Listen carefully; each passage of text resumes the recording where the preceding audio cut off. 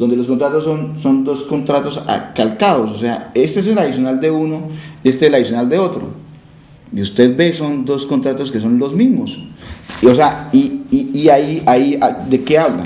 Ahí habla de suministro, instalación de mezcla, fresado y pavimento, imprimación, excavación de material común, y usted va desarrollando acá nivelación, suministro, y usted ve que lo que pasaba en el suelo de un lado pasaba en el suelo del otro. Lo que pasaron, exactamente las cantidades de obras que pasaron en un lado, pasaron en el otro. Habla de unas fechas. Los valores de uno es de 1.499 millones, el valor del otro es de 1.022 millones. Son contratos, el uno fue firmado el día 17 de agosto del 2006 y este fue firmado el 17 de agosto del 2006. Los dos contratos adicionales, de dos lados diferentes, con dos temas diferentes, con dos suelos diferentes, están calcados, yo creo que está casi el mismo tipo de letra, ¿sí? Y son dos contratos adicionales en dos partes diferentes por valores similares. Lo único que cambian son los valores. Obras adicionales o ajustes en el precio de las obras. Las obras se adjudicaron todas, las iniciales, yo creo que todas lo siguen haciendo así, al valor más bajo, al precio más bajo, pero tiene una característica y es que no podían reajustarse los precios. El constructor cotizaba, o mejor, los oferentes cotizaban tratando de buscar el menor precio, pero había una condición y es que no podían utilizar una argucia que a veces es frecuente en ingeniería, es cotizar al menor precio y después pide el reajuste de precios. Aquí eso no era posible, o nunca fue posible. Quien cotizaba estaba convencido de que lo estaba haciendo bien, porque cualquier valor adicional tenía que asumirlo directamente de su propio patrimonio, su propio peculio. ¿Qué ocurrió, o qué ha ocurrido en todos los tramos? Que aparecen nuevas obras. Metrolínea, sus contratos se rigen por normas Banco Mundial. La contratación del Banco Mundial permite que las obras se hagan superando los adicionales del 50%. Y por eso el deprimido de la carrera 17 pues supera y llega a que ese contrato llegue al 100% de lo contratado. Desafortunadamente, las normas del Banco Mundial, que no hemos logrado hacerlas cambiar, son las que ocasionan todas estas cosas, porque al contratar al más barato, al más económico, lo barato sale caro. El ministro de Transporte dijo que aunque sea por la fórmula del Banco Mundial, no se podía dejar de lado la ley 80. Y lo que yo entiendo es que acá en la contratación se ha dejado de lado la ley 80. ¿Y a qué se refiere la ley 80? Por ejemplo, la cuantía de adición máxima en ley 80, si no estoy mal, es el 40%. O sea, no se hubiese podido llegar a adiciones del 106% como se llegó en esta, o al 50%, ¿sí? Se planea la construcción del corredor, pero aparecen imprevistos en el camino. Por ejemplo, aparecen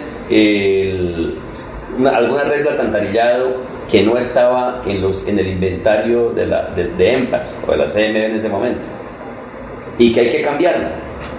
Entonces ese es un trabajo adicional, es una nueva obra que debe pagarse. Pero no por parte del constructor ni de la concesión, sino de parte del municipio. Lo paga Metrolínea, claro, lo paga Metrolínea porque es una nueva obra, no es un reajuste en el precio. Siempre nos está pasando lo mismo, siempre. Yo no entiendo por qué no hubo una planificación concertada con las empresas de servicios públicos para la definición de la obra de Metrolínea. Mirando contrato por contrato, mirando adición por adición, uno puede encontrar cosas puede ser coincidencia, porque yo no digo que no se hayan hecho las cantidades de obra. Simplemente lo que yo digo es cómo las cantidades de obra que estaban necesitándose en un lado, calcadas se necesitan en el otro lado, y lo más coincidencial es que era el mismo contratista. Era el mismo contratista, pero en dos tramos diferentes. Entonces ese es uno de los hallazgos que yo le pregunté al al gerente en su momento, esta es la hora, y pasado todo el tiempo a mí no me le ha dado respuesta a esa inquietud. O sea, ahí está ese tema. Una pregunta. Los adicionales del Metrolínea también aplican la fórmula 70-30, o eso sí le toca solo al... No, 70-30, igual, la misma proporción. Okay. Esos sistemas de transporte masivo se construyen con la fórmula 70-30. Eso quiere decir que la nación aporta el 70% y el gobierno municipal el 30%. O sea, hubo un contrato inicial que se hizo, sí, que fue el tramo de la diagonal 15 entre San Andresito, La Rosita y el intercambiador de la Puerta del Sol. Ese contrato principal fue de 9.000 millones y algo, ¿sí? Y los adicionales fueron por 9.628 millones de pesos, es decir, un adicional que se sube al 107%. Usted dice, pero ¿cómo una obra en este país tiene un adicional de más del costo que fue contratado?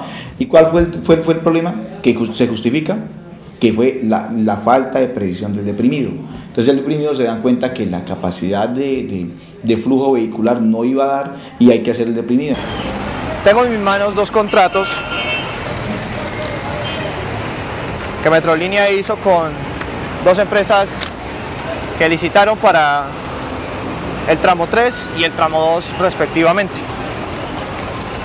Tengo acá que en el tramo 2 encontramos que hay 1, 2, 3, 4, 5 y 6 adicionales en esa misma obra.